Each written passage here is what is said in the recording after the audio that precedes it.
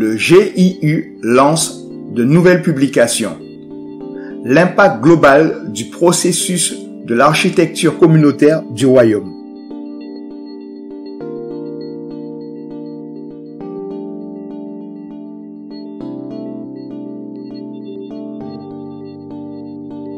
Les deux nouvelles publications de la Global Intelligence Unit du bureau du président du Congrès WBN met la crise globale en perspective. La semaine dernière, le GIU a publié un bulletin spécial intitulé « La crise globale en perspective ». Ce bulletin traque l'impact du coronavirus sur la Terre et la valeur de notre voyage communautaire, de notre maturité et de notre ordre de vie pour les buts de Dieu au milieu de son effet de fragmentation. Le bulletin déclare: les modèles de ce qui se passe autour de nous sont clairement visibles dans la parole de Dieu. À mesure que la grâce nous emmène à les comprendre, notre posture et notre attitude sont fortifiées au milieu de la crise qui se déploie. L'article explique comment la violente secousse provoquée par le coronavirus a affaibli l'économie mondiale et submergé les secteurs de santé nationaux. L'article du GIU, intitulé « La crise globale en perspective », nous rappelle également qu'en tant que civilisation globale, nous devons tenir ferme à l'ordre de vie que le Seigneur a bâti en nous. Le bulletin nous rappelle que, comme Noé, nous sommes à la fois le facilitateur des justes jugements du Seigneur et aussi son message d'espoir au milieu de l'environnement de crise de la fin des temps. La deuxième publication du GIU, publiée la semaine dernière, souligne l'aggravation de la crise humanitaire au Nicaragua. Ce pays hispanique d'Amérique centrale continue à se débattre avec les dégâts causés par les ouragans Eta et Iota. Les deux ouragans ont essentiellement suivi le même chemin destructeur.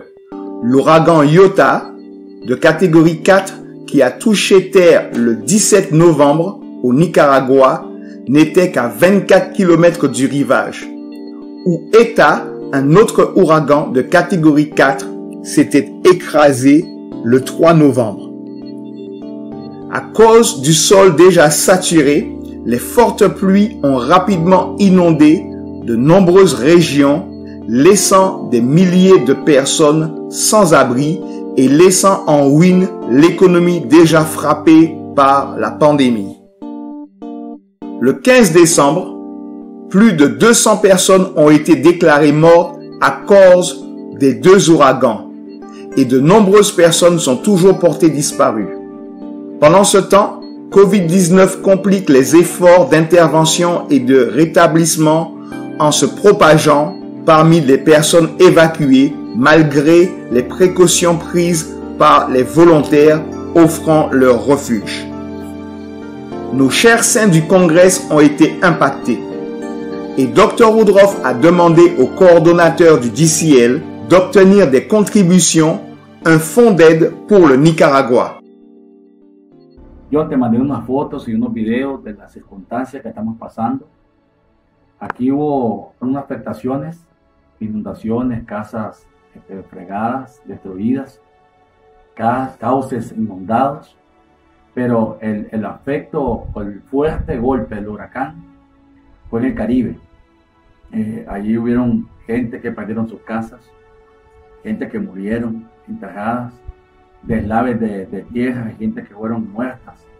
Fíjate que ahí vieron una familia acostada y les cayó el deslave y fueron muertos, aplastados. Ahí te mando unos videos que los vas a ver, una foto, o cosas dolorosas que voltean el corazón, como nicaragüenses que somos. Sí han habido muchos nicaragüenses que han dado un poquito de arena, han apoyado, han colaborado, han dado ayuda, pero la necesidad es grande, es inmensa. Y hay mucha gente que necesita comida, necesita agua, frazadas, ropa, cosas de esas. Pero no negamos que falta madera, o perlines, o clavos, clavadores, muchas cosas más. Sí, yo una necesidad grande, es bien difícil al ver cómo estas madres piden socorro y alimentación y tal vez uno que comiendo, duele en el corazón como nicaragüense. Si me preguntas el contorno de nuestra iglesia, hay mucha gente con hambre, gente con alimentación, gente con llevarle algo de comer. Nosotros le damos de comer a 180 niños, ahora estamos dándole de comer casi a 250 niños diarios. Es bien difícil, es bien complejo, pero te doy esta información general de lo que estamos viviendo, lo que estamos pasando.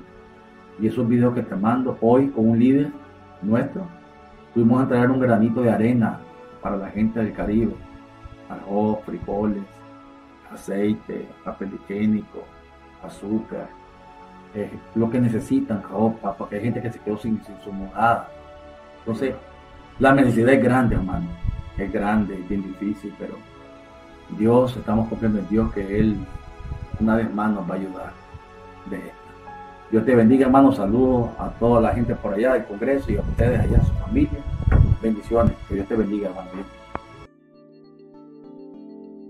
Alors que cette aide est organisée par les leaders du Congrès, en contact étroit avec nos anciens titulaires dans cette nation, prions pour les saints du Nicaragua alors qu'ils se rétablissent et commencent à reconstruire.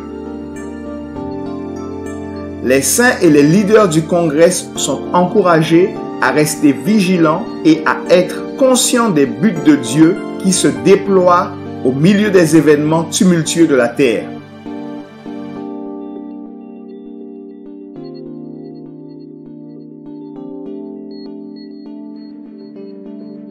Le processus d'implémentation de l'architecture communautaire du Royaume continue cette semaine dans les communautés du Royaume à travers le Congrès. Les coordonnateurs de supervision, les facilitateurs de développement travaillent diligemment avec les anciens titulaires et leur communauté pour gérer le processus. Dr. Woodruff a rappelé aux leaders et aux saints l'importance de ce processus pour le déploiement des buts de Dieu sur la terre. Citation de la semaine. La joie du Seigneur est notre force. Néhémie 8:10.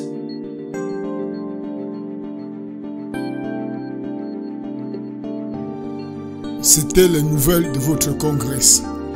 Pour plus d'informations sur le congrès, visitez le site www.cwbn.news. Téléchargez l'application Congress News ou connectez-vous à Radio Canopy ou TV Canopy.